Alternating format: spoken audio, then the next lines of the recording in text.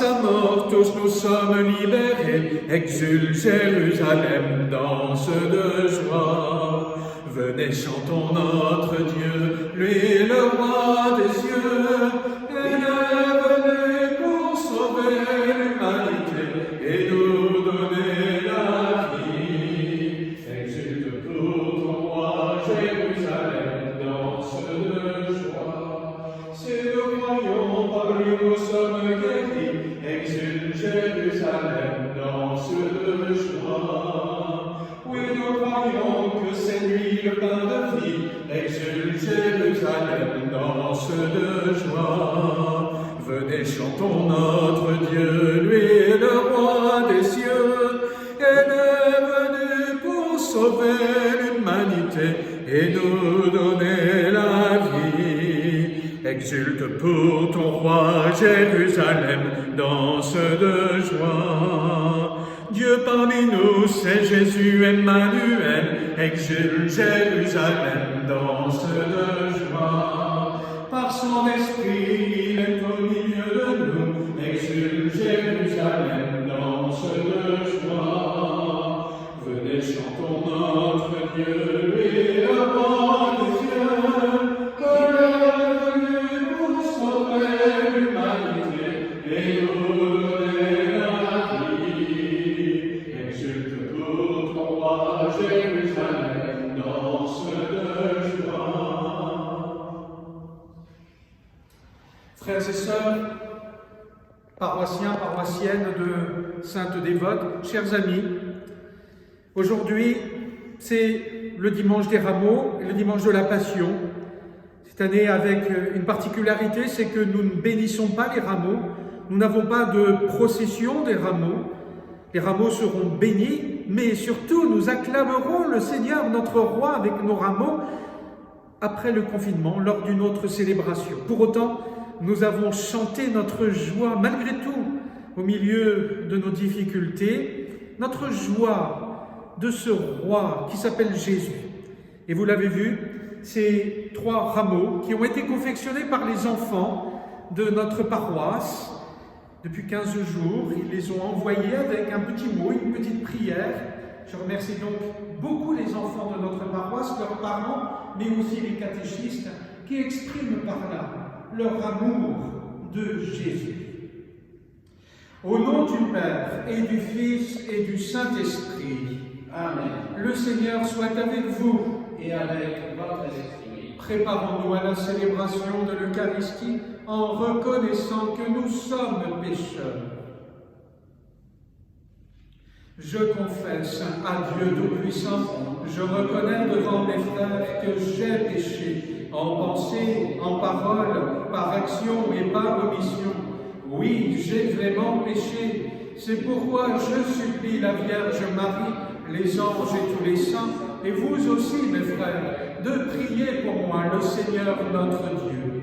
Que Dieu Tout-Puissant nous fasse miséricorde, qu'il nous pardonne nos péchés et nous conduise à la vie éternelle. Amen. Seigneur, prends pitié.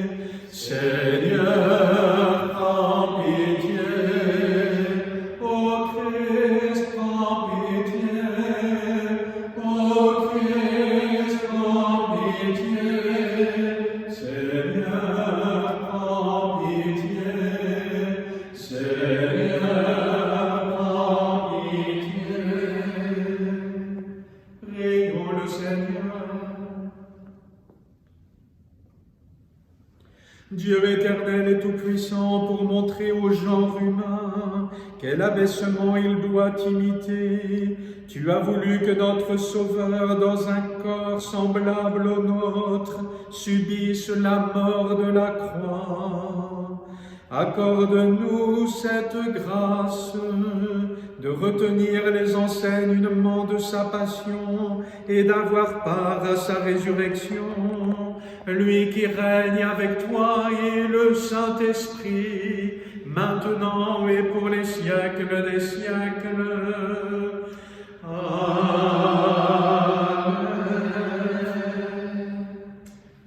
Chers enfants, nous allons maintenant écouter une prophétie comme tant d'autres qui annonce les souffrances de Jésus-Christ. Et dans la deuxième lecture, saint Paul nous rappelle pourquoi Dieu a tant aimé le monde qu'il a livré son Fils sur la croix. Nous écoutons maintenant la parole de Dieu.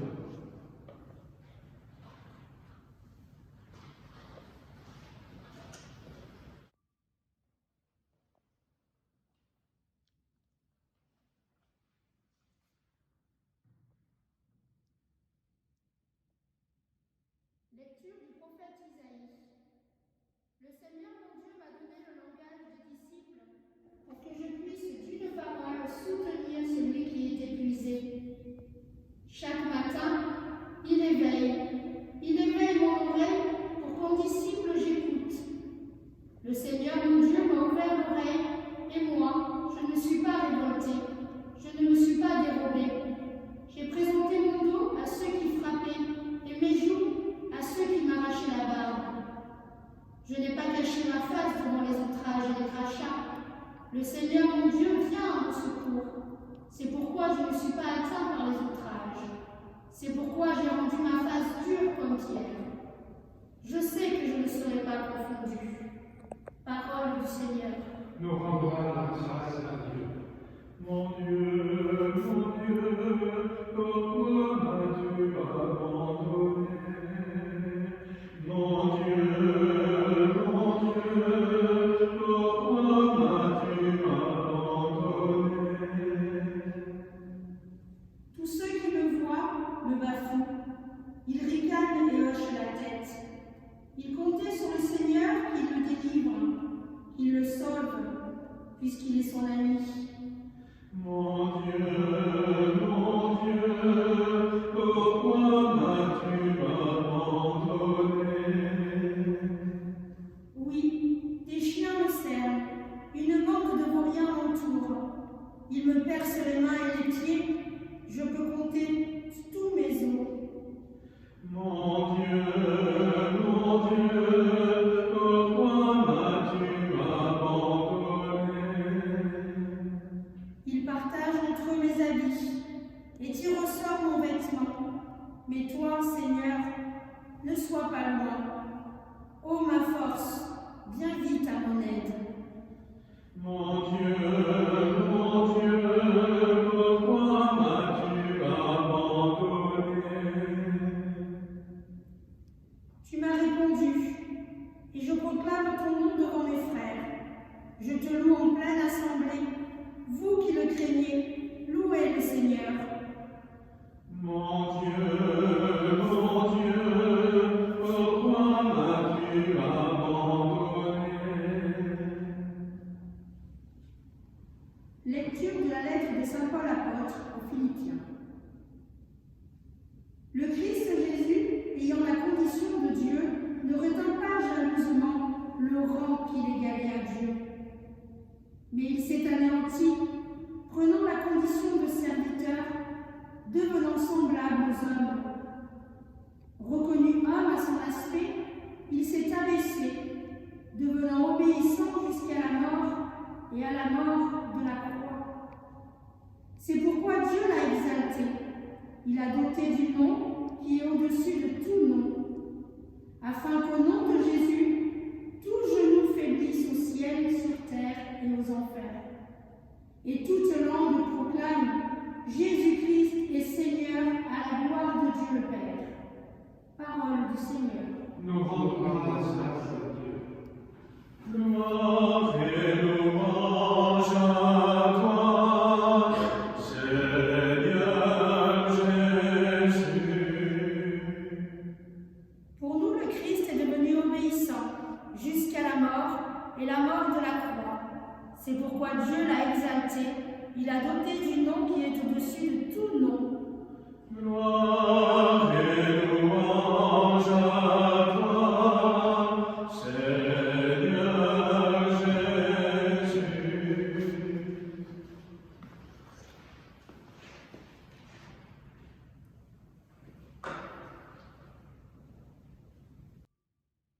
Passion de notre Seigneur Jésus-Christ selon saint Matthieu. On fit comparaître Jésus devant Pilate, le gouverneur, qui l'interrogea. Es-tu le roi des Juifs? Jésus déclara, c'est toi-même qui le dis. mais tandis que les grands prêtres et les anciens l'accusaient, il ne répondit rien.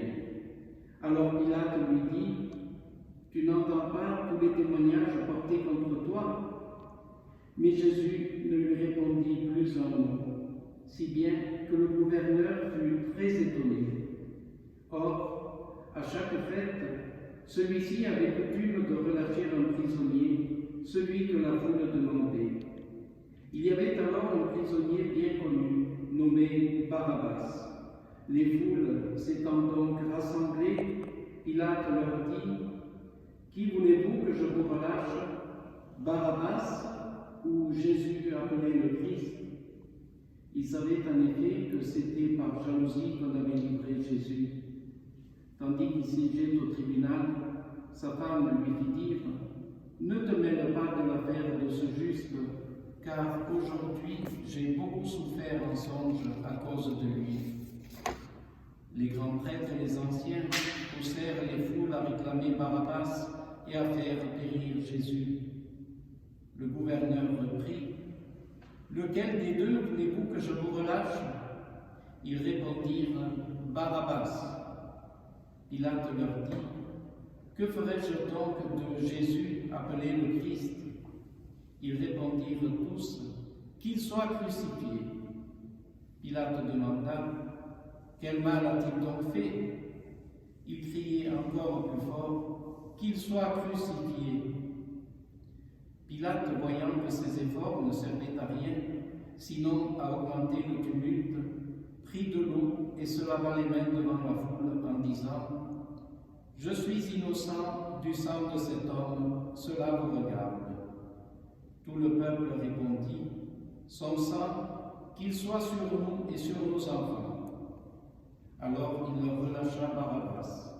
Quant à Jésus, il le fit flageller et il le livra pour qu'il soit crucifié. Alors les soldats du gouverneur emmenèrent Jésus dans la salle du prétoire et rassemblèrent autour de lui toute la garde. Ils lui enlevèrent ses vêtements et le couvrirent d'un manteau rouge. Puis avec des épines, ils tressèrent une couronne et la posèrent sur sa tête. Ils lui mirent un roseau dans la main droite et, pour se moquer de lui, ils s'agenouillaient devant lui en disant « Salut, roi des Juifs !» Et, après avoir craché sur lui, ils prirent le roseau et ils le frappèrent à la tête.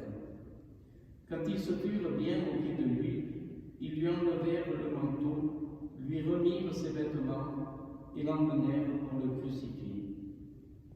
En sortant, ils trouvèrent un nommé Simon, originaire de Cyrène, et ils le réquisitionnèrent pour porter la croix de Jésus.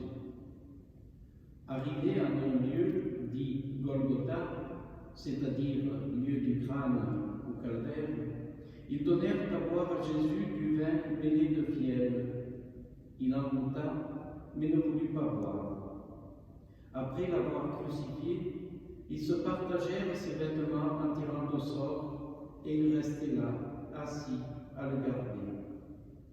Au-dessus de sa tête, ils placèrent une inscription indiquant le motif de sa condamnation. Celui-ci est Jésus, le roi des Juifs. Alors on crucifia avec lui deux bandits, l'un à droite et l'autre à gauche. Les passants l'injuriaient en hochant la tête. Ils disaient « Toi qui détruis le sanctuaire et le rebâtis en 3 jours, sauve-toi toi-même si tu es fils de Dieu, et descends de la croix. » De même, les grands prêtres se moquaient de lui avec les scribes et les anciens en disant « Il en a sauvé d'autres, et il ne peut pas se sauver lui-même. Il est roi d'Israël. Qu'il descende maintenant de la croix, et nous croirons en lui. Il a mis sa confiance en Dieu, que Dieu le délivre maintenant s'il l'aime, car il a dit « Je suis fils de Dieu ». Les bandits crucifiés avec lui l'insultaient de la même manière. À partir de la 6e heure, c'est-à-dire midi, l'obscurité se fit sur toute la terre jusqu'à la 9e heure. Vers la 9e heure, Jésus cria d'une voix forte, Élie, Élie, lema sabachthani. ce qui veut dire Mon Dieu, pourquoi m'as-tu abandonné? L'ayant entendu, quelques-uns de ceux qui étaient là disaient, le voilà qui appelle le prophète Élie. Aussitôt l'un d'eux courut prendre une éponge qu'il trempa dans une boisson vinaigrée. Il la mit au bout d'un roseau et lui donnait à boire. Les autres disaient, attends, nous verrons bien si Élie vient le sauver. Mais Jésus, poussant de nouveau un grand cri, rendit l'esprit. Si vous avez la possibilité, frères et sœurs, chers enfants, là où vous êtes maintenant, mettez-vous à genoux, peut-être devant une croix, et prions dans l'adoration ce Jésus qui nous a tant aimés, qui est mort pour nous.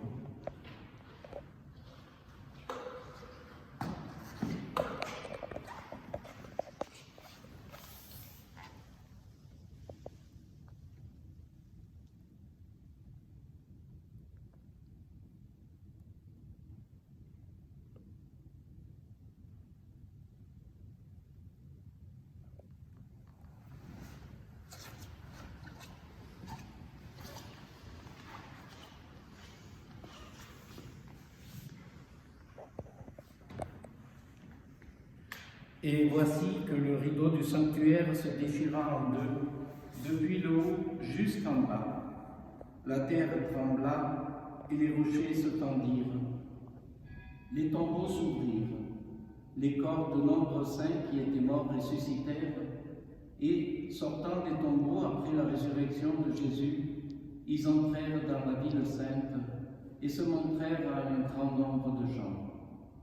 À la vue du tremblement de terre et de ces événements, le centurion et ceux qui, avec lui, gardaient Jésus, furent saisis d'une grande crainte et dirent « Vraiment, celui-ci était fils de Dieu. » Acclamons la parole de Dieu. Louange à toi, Seigneur Jésus.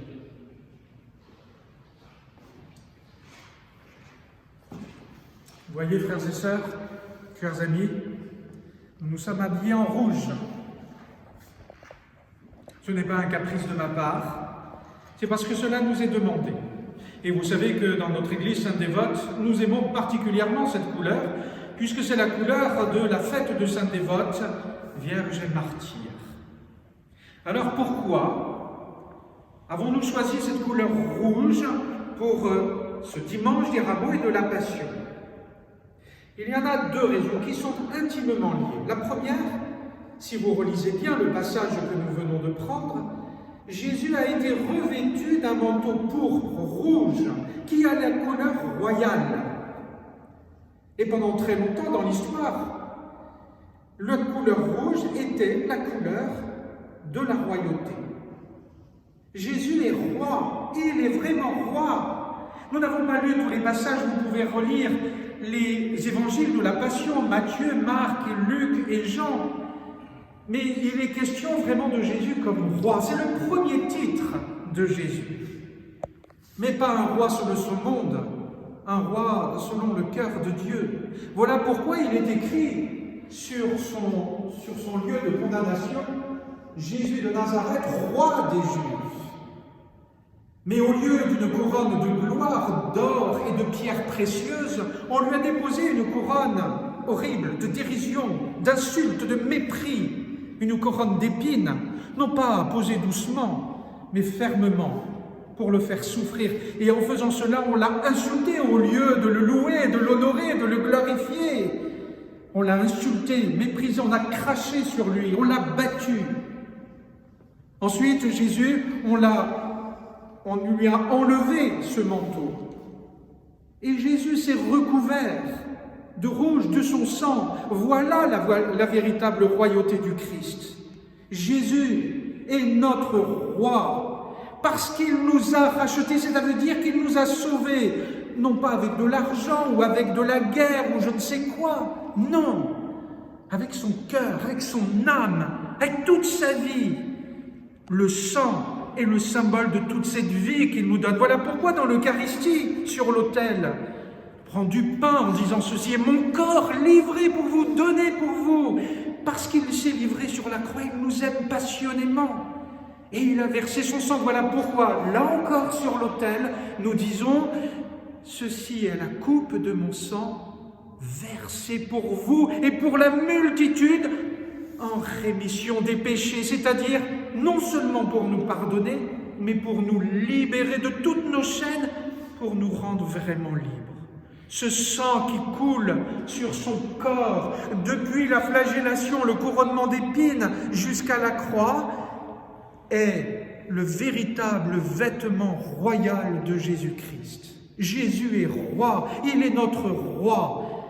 Voilà pourquoi il nous faut répondre à son amour passionné infini. Nous ne saurons jamais, frères et sœurs, à quel point il nous a aimés. Pour autant, il nous appartient à chacun d'entre nous d'exprimer notre adoration et notre amour par un acte de méditation de la parole de Dieu, par un acte d'adoration devant une croix, mais aussi en remettant toute notre vie à Dieu. Il est notre roi, non pas un roi qui accuse et qui condamne, non, un roi qui veut sauver, qui veut aimer. La preuve en est, c'est que la veille de sa mort, vous le lirez dans l'Évangile selon saint Jean, Jésus ne dit pas, Jésus nous dit, je ne vous appelle plus serviteurs, je vous appelle mes amis, je vous appelle mes amis.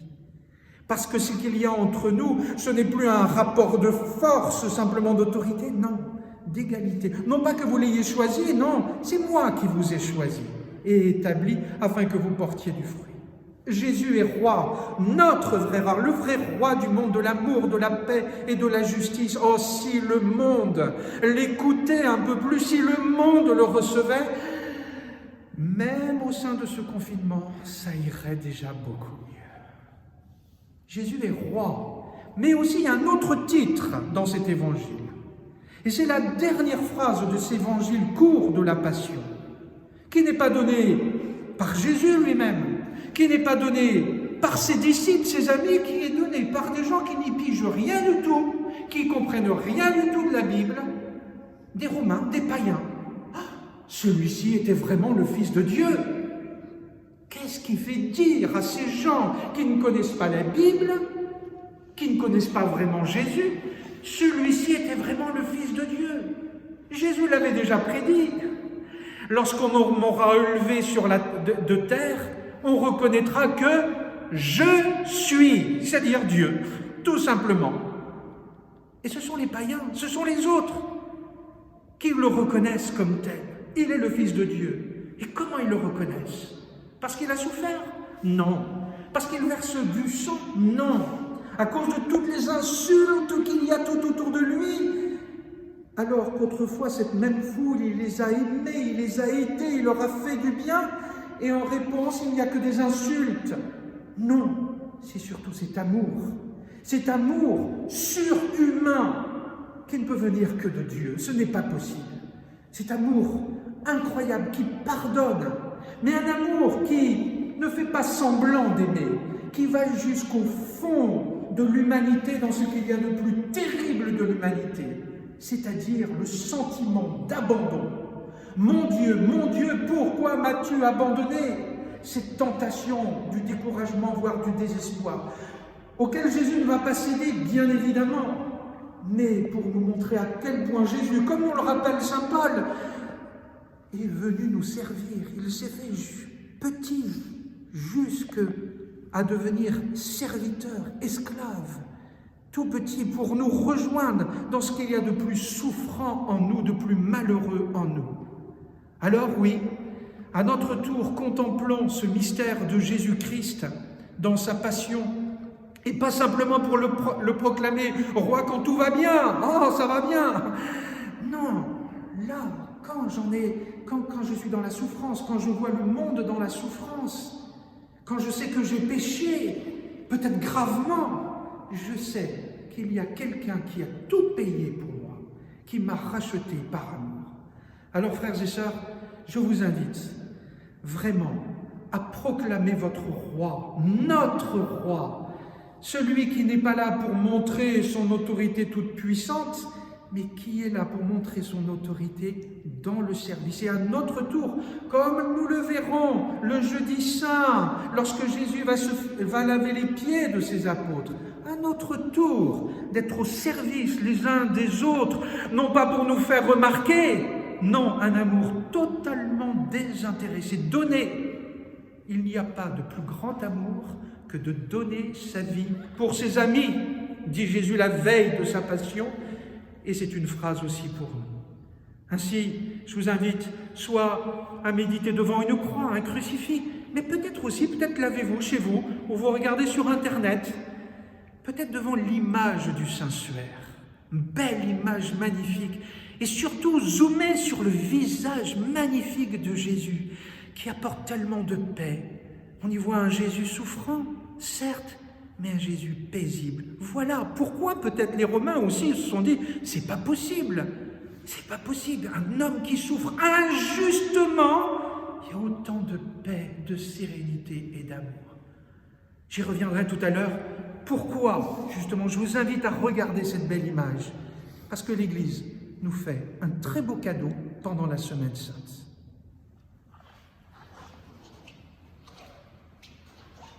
Eh bien, proclamons notre foi, frères et sœurs, en ce Dieu qui nous aime passionnément. Je crois en Dieu, le Père Tout-Puissant, Créateur du ciel et de la terre, et en Jésus-Christ, son Fils unique, notre Seigneur, qui a été conçu du Saint-Esprit, est né de la Vierge Marie, a souffert sous Ponce Pilate, a été crucifié, est mort et a été enseveli, est descendu aux enfers, le troisième jour est ressuscité des morts, est monté aux cieux, est assis à la droite de Dieu, le Père Tout-Puissant, d'où il viendra juger les vivants et les morts. Je crois en l'Esprit Saint, à la Sainte Église catholique, à la communion des saints, à la rémission des péchés, à la résurrection de la chair, à la vie éternelle. Amen. Jésus, frères et sœurs, a porté en lui toutes les souffrances, les prières, les intentions du monde, d'hier, d'aujourd'hui et de demain. Alors à notre tour, en communion avec lui, offrons sur cet autel, à travers le pain et le vin, pour l'Eucharistie, toutes nos prières, pour ce monde souffrant, pour nos familles, pour nos communautés, pour tous ceux qui ont vraiment besoin de notre prière et de notre action de grâce.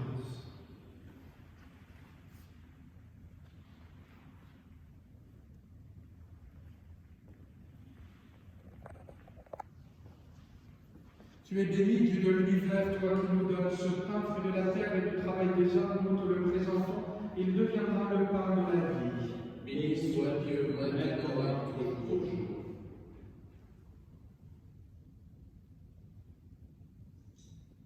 Comme c'est tout ce rénovant pour le sacrement de l'Alliance, puissions-nous être unis à la divinité de celui qui a pris notre humanité. Tu es béni, Dieu de l'univers, toi qui nous donnes ce pain, fruit de la vie, du travail des hommes, nous te le présentons, il deviendra le vin du royaume éternel. Béni soit Dieu, maintenant et toujours. Humbles et pauvres, te supplions, Seigneur, accueille-nous, que notre sacrifice en ce jour trouve grâce devant toi. Lave-moi de mes fautes, Seigneur, purifie-moi de mon péché. Prions ensemble au moment d'offrir le sacrifice de toute l'Église. Pour la gloire de Dieu et le salut du monde. Souviens-toi, Seigneur, de la passion de ton Fils et ne tarde pas à nous réconcilier avec toi. Il est vrai que nous n'avons pas mérité ton pardon, mais nous comptons sur ta miséricorde et sur la grâce du sacrifice de Jésus, lui qui règne pour les siècles des siècles. Amen. Le Seigneur soit avec vous. Et avec votre esprit. Élevons notre cœur. Nous tournons vers le Seigneur. Rendons grâce au Seigneur notre Dieu. Cela est juste et bon. Vraiment, il est juste et bon de te rendre gloire, de t'offrir notre action de grâce toujours et en tout lieu. À toi, Père très saint, Dieu éternel et tout-puissant, par le Christ notre Seigneur. Alors qu'il était innocent, il a voulu souffrir pour les coupables. Et sans avoir commis le mal, il s'est laissé juger comme un criminel. En mourant, il détruit notre péché. en ressuscitant, il nous fait vivre et nous sanctifie. C'est par lui que la terre et le ciel, le peuple de Dieu avec tous les anges, ne cessent de t'acclamer en chantant. Saint, Saint, Saint, le Seigneur, Dieu de l'univers, le ciel et la terre sont remplis de ta gloire. Hosanna au plus haut des cieux, béni soit celui qui vient au nom du Seigneur. Hosanna au plus haut des cieux. Toi qui es vraiment saint, toi qui es la source de toute sainteté, Seigneur, nous te prions. Sanctifie ces offrandes en répandant sur elles ton esprit, qu'elles deviennent pour nous le corps et le sang de Jésus, le Christ, notre Seigneur. Au moment d'être livré et d'entrer librement dans sa passion, il prit le pain, il rendit grâce, il le rompit et le donna à ses disciples en disant « Prenez et mangez-en tous, ceci est mon corps, livré pour vous. »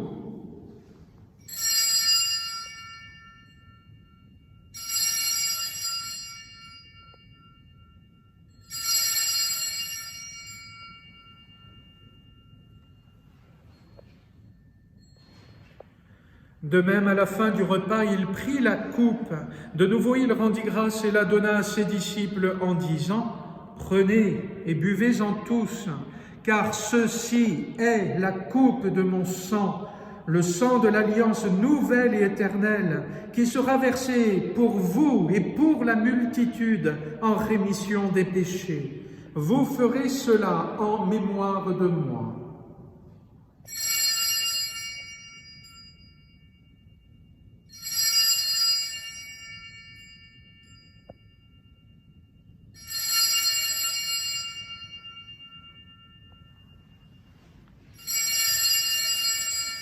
Il est grand le mystère de la foi.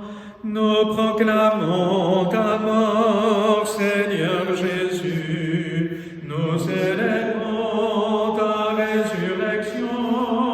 Nous attendons ta venue dans la gloire. Faisant ici mémoire de la mort et de la résurrection de ton Fils, nous t'offrons, Seigneur, le pain de la vie et la coupe du salut, et nous te rendons grâce, car tu nous as choisis pour servir en ta présence. Humblement, nous te demandons qu'en ayant part au corps et au sang du Christ, nous soyons rassemblés par l'Esprit Saint en un seul corps. Souviens-toi, Seigneur, de ton Église répandue à travers le monde. Fais-la grandir dans ta charité avec le pape François, notre évêque Dominique Marie et tous ceux qui ont la charge de ton peuple. Souviens-toi aussi de nos frères qui se sont endormis dans l'espérance de la résurrection, particulièrement aujourd'hui de Michel, et de tous les hommes qui ont quitté cette vie. Reçois-les dans ta lumière auprès de toi. Sur nous tous, enfin, nous implorons ta bonté. Permets qu'avec la Vierge Marie, la bienheureuse Mère de Dieu, avec Saint Joseph, son époux, avec les apôtres et les saints de tous les temps qui ont vécu dans ton amitié, nous ayons part à la vie éternelle et que nous chantions ta louange par Jésus-Christ, ton Fils bien-aimé. Par lui, avec lui et en lui, à toi, Dieu le Père Tout-Puissant, dans l'unité du Saint-Esprit, tout honneur et toute gloire pour les siècles des siècles. Amen.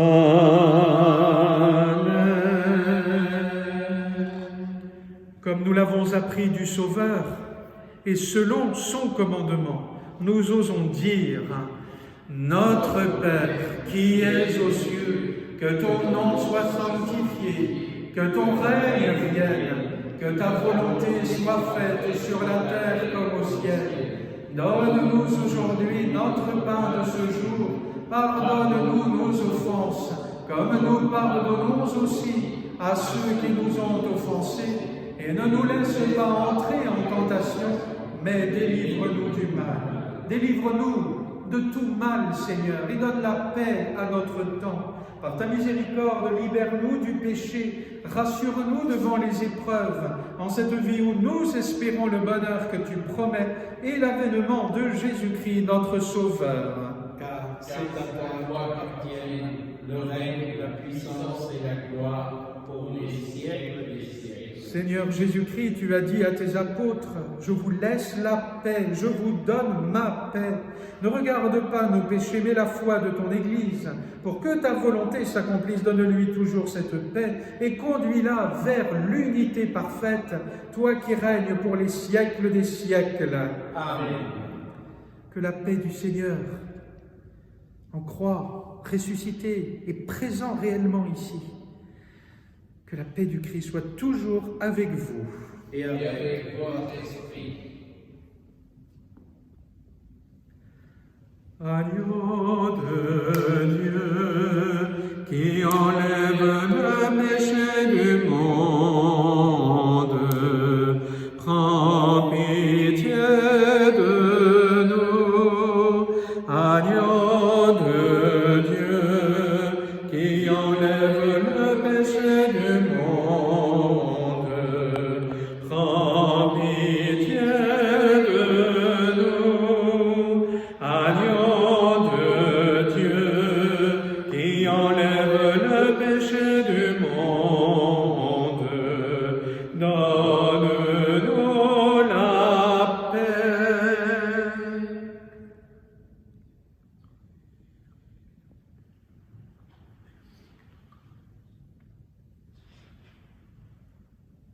Heureux les invités au repas du Seigneur. Voici l'agneau de Dieu qui enlève le péché du monde. Seigneur, je ne suis pas digne de te recevoir, mais dis seulement une parole et je serai guéri.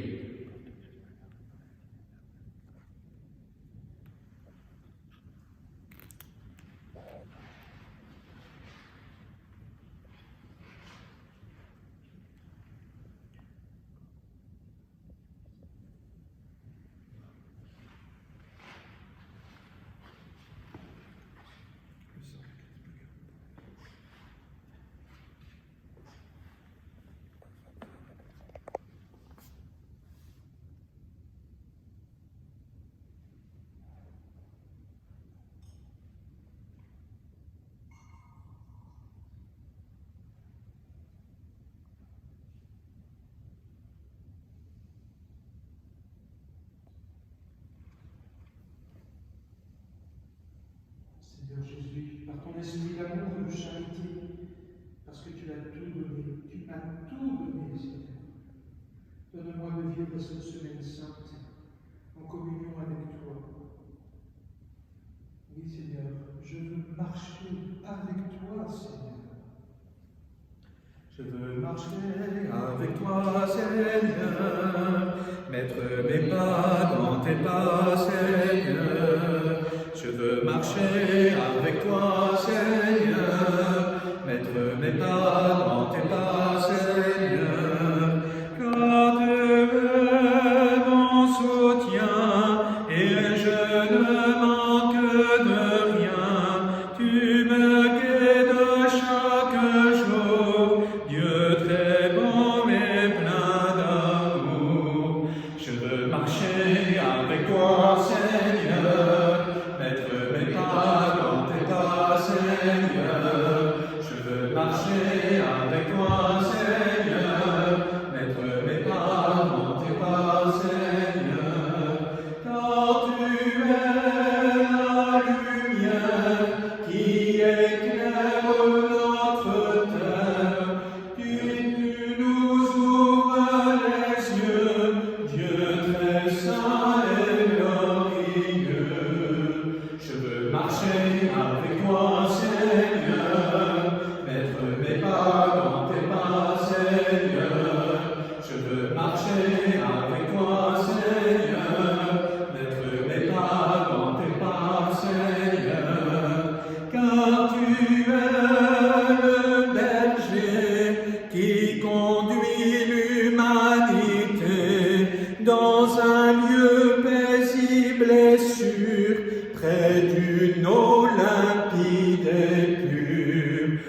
veux marcher avec toi, Seigneur, mettre mes pas dans tes pas, Seigneur. Je veux marcher avec toi, Seigneur, mettre mes pas dans tes pas, Seigneur.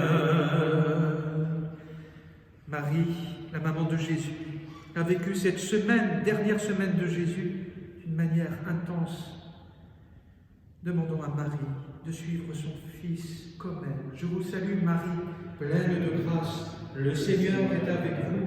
Vous êtes bénie entre toutes les femmes, et Jésus, le fruit de vos entrailles, est béni.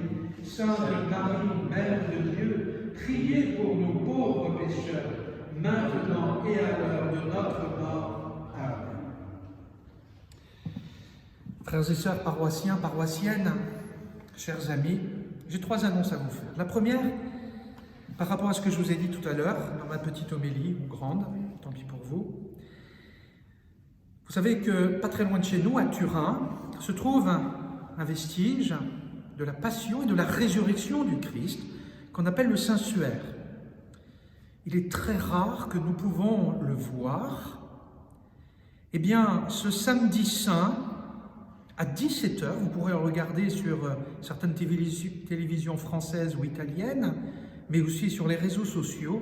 À 17h donc, le cardinal, l'archevêque de Turin, eh bien, fera une prière devant le Saint-Suaire exposé. Vous pourrez voir, par médias interposés certes, le visage, le corps de Jésus. Alors, je vous donne rendez-vous donc à 17h ce samedi saint pour ce temps de méditation, de contemplation de ce beau visage de Jésus-Christ et de communier à la prière de l'archevêque de Turin pour le monde entier en ces temps tristes et difficiles du confinement. Je vous rappelle aussi que vous pourrez suivre la messe de la Sainte Seine le jeudi saint à 17h30, célébrée par Monseigneur Dominique-Marie David, ainsi que le vendredi saint, la célébration de la Passion à 15h, et le samedi, la Vigile pascale à 21h. Et enfin, les enfants de notre paroisse ont dessiné de très belles stations du chemin de la Croix. Eh bien, ce vendredi, à partir de midi, vous pourrez regarder toujours sur YouTube, eh bien, ce chemin de la Croix dessiné et prié en union avec les enfants de notre paroisse. Très belle semaine sainte, en union avec Jésus, avec Marie, avec tous les chrétiens de par le monde, mais aussi avec le monde qui espère être relevé non seulement du virus, mais surtout du péché et de la mort. Amen. Prions.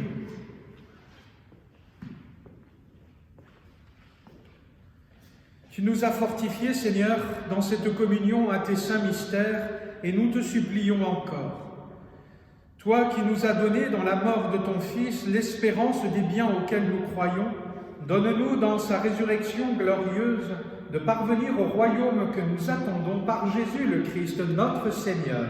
Amen. Là où vous êtes, frères et sœurs, recevez la bénédiction solennelle du Seigneur.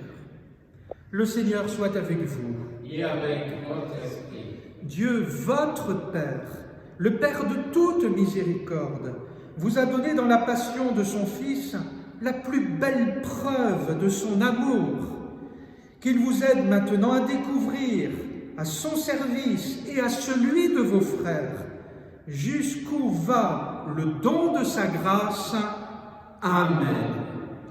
Il vous a donné de vivre en Jésus, qui a subi la mort pour sauver d'une mort éternelle, qu'il vous fasse don de sa vie.